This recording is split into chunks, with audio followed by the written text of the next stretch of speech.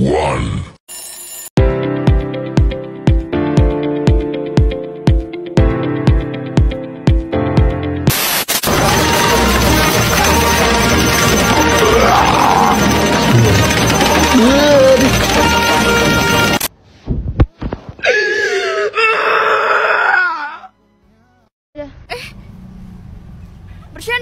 Bercanda.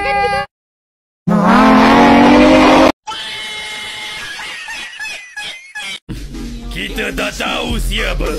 Kalau tak tahu, maka tak kenal. Kalau tak kenal, maka tak cinta.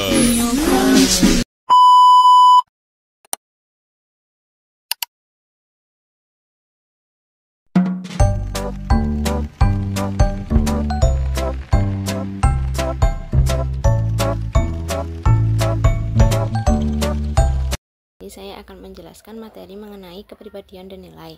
Kepribadian itu sendiri adalah seorang individu yang bereaksi dan berinteraksi dengan individu lainnya. Kepribadian dalam perilaku organisasi adalah sikap yang relatif stabil yang dimiliki oleh seseorang dan mempengaruhi cara berpikir, merasakan, serta bertindak di tempat kerja. Untuk penentu kepribadian itu ada dua, yang pertama heredity dan yang kedua traits. Heredity itu adalah keturunan, di mana kepribadian sebagian besar dipengaruhi oleh faktor genetika atau bawaan sejak lahir. Contohnya yaitu misal seorang itu lahir di temperamen yang tenang, maka cenderung tenang dalam menghadapi situasi yang sulit. Sebaliknya, jika dalam temperatur yang kurang tenang, maka seorang tersebut akan mudah cemas dan agresif. Untuk traits adalah sifat-sifat kepribadian. Traits itu sendiri adalah sifat-sifat unik yang dimiliki oleh setiap individu yang cenderung stabil sepanjang hidup, seperti cara berpikir, cara merasakan, atau berperilaku kepada seseorang. Nah, kerangka kepribadian itu dibagi menjadi 3. Yang pertama dari Myers-Briggs Type, yang kedua model kepribadian 5 besar atau Big Five model, dan yang ketiga yaitu Dark Trait. Nah, yang pertama itu Myers-Briggs Type indikator. Nah, itu kan ada 4. Yang pertama extrovert versus introvert, yang kedua perasa versus intuitif, yang kedua itu pemikir versus perasa, dan yang terakhir yaitu menilai versus menerima. Nah, untuk extrovert versus introvert itu yaitu kalau extrovert itu seseorang yang cenderung ramah, pandai bersosialisasi, dan percaya diri, sedangkan introvert itu individu yang tenang, pendiam, dan pemalu. Yang selanjutnya yaitu perasa versus intuitif, di mana perasa itu digambarkan sebagai individu yang praktis dan lebih menyukai rutinitas dan urutan, sedangkan intuitif adalah karakteristik yang bergantung pada proses tidak sadar dan melihat pada gambaran umum. Yang selanjutnya yaitu pemikir versus perasa, di mana tipe pemikir itu menggunakan penalaran dan logika untuk menangani masalah, sedangkan individu dengan karakteristik perasa itu mengandalkan nilai-nilai dan emosi pribadi mereka. Yang terakhir yaitu menilai versus menerima. Tipe menilai itu menginginkan kendali dan lebih suka dunia mereka teratur dan terstruktur, sedangkan tipe menerima itu cenderung lebih fleksibel dan spontan atau menerima apa adanya. Nah, yang selanjutnya itu ada model kepribadian 5 besar atau Big Five model. Itu yang pertama ada ekstraversi atau extraversion, di mana kepribadian yang menjelaskan seseorang yang mampu bersosialisasi, berekspresif, dan percaya diri. Yang kedua itu mode akur dan ramah atau agreeableness. Itu kepribadian yang mendeskripsikan seseorang itu bersifat baik, kooperatif, dan penuh kepercayaan.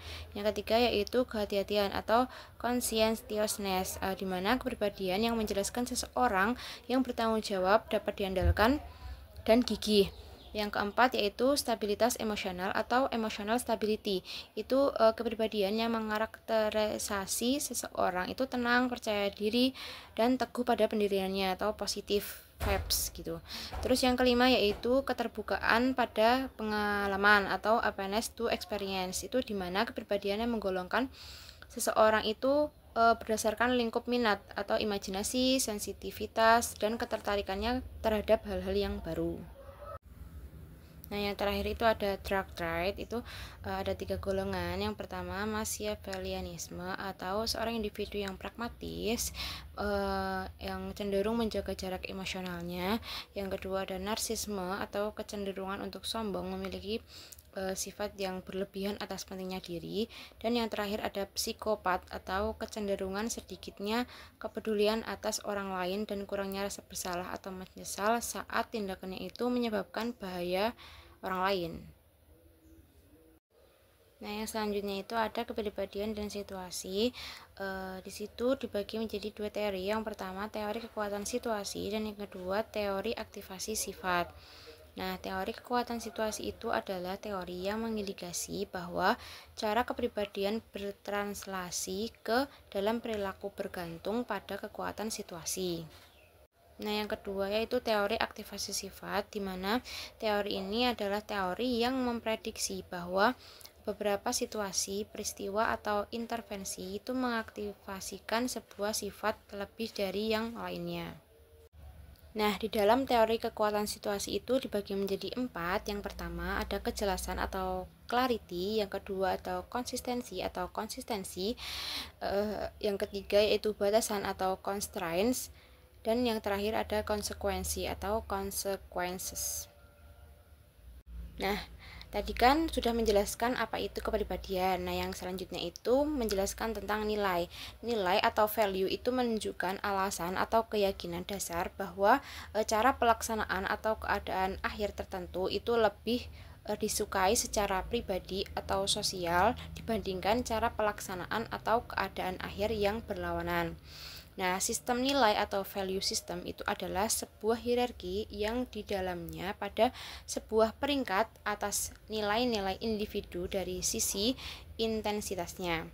Nilai itu penting karena memberikan fondasi bagi seseorang mengenai sikap dan motivasi orang-orang serta pengaruh terhadap kita.